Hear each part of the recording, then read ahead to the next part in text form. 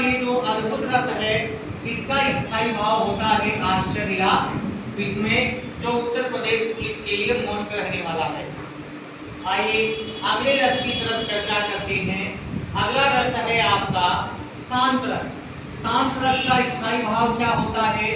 निर्वेद, सम और वीतराग। इन तीनों में से अगर कोई भी आपको एग्जाम में दिखाई दे जाए तो आप तत्काल उसे ही टिक करेंगे।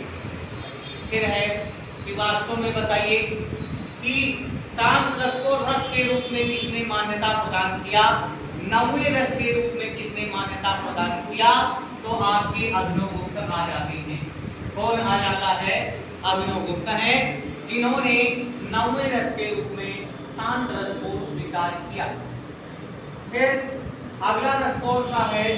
वात्सल्य रस। वात्सल्य रस का स्थायी भाव क्या है? वत्सल। वात्सल्य रस का स्थायी भाव क्या है? तो वत्सल है।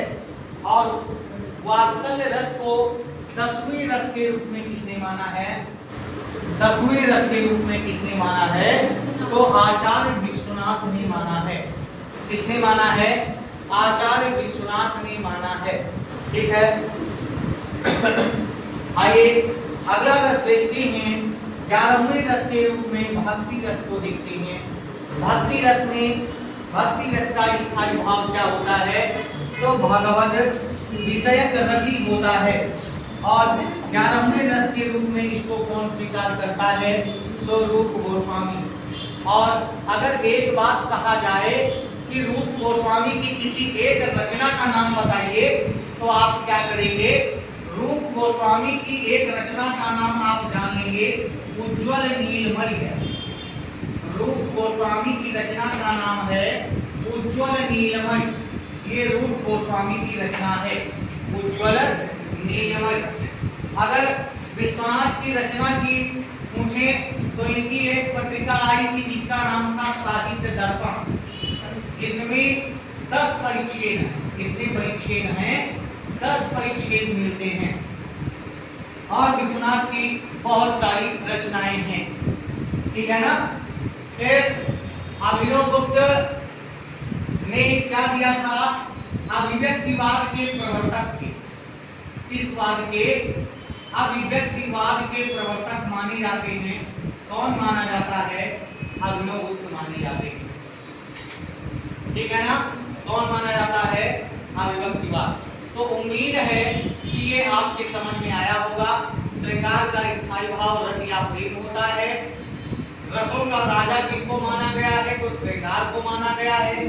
किसने माना है? तो भोजराज ने माना है। हास रस का स्थायी भाव हास होता है। हास रस के भेद 6 होते हैं। वीर रस का स्थायी भाव उत्साह होता है। रौद्र रस का स्थायी भाव क्रोध होता है। कर्म रस का स्थायी भाव शोक होता है। करुण को रसों का राजा माना गया है। किसने माना? ये होमर। फिर उत्तर आ गया है भवभूति ने माना है। किसने माना है? तो भवभूति ने करुण को रसों का राजा माना है। जब नाम लेकर के पूछा जाए करुण को रसों का राजा किसने माना है तो भवभूति का नाम आ जाएगा। चलिए, भयानक का स्थायी भाव भय होता है। विभक्त रस का जुगुप्सा या घृणा होता है। और अद्भुत रस का क्या होता है? आश्चर्य या विस्मय होता है।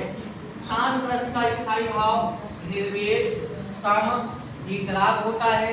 शांत रस को किसने माना 9वें रस के रूप में? तो अभिनव गुप्त ने माना। अभिनव गुप्त ने क्या सिद्धांत दिया? अभिव्यक्तिवाद का सिद्धांत दिया है।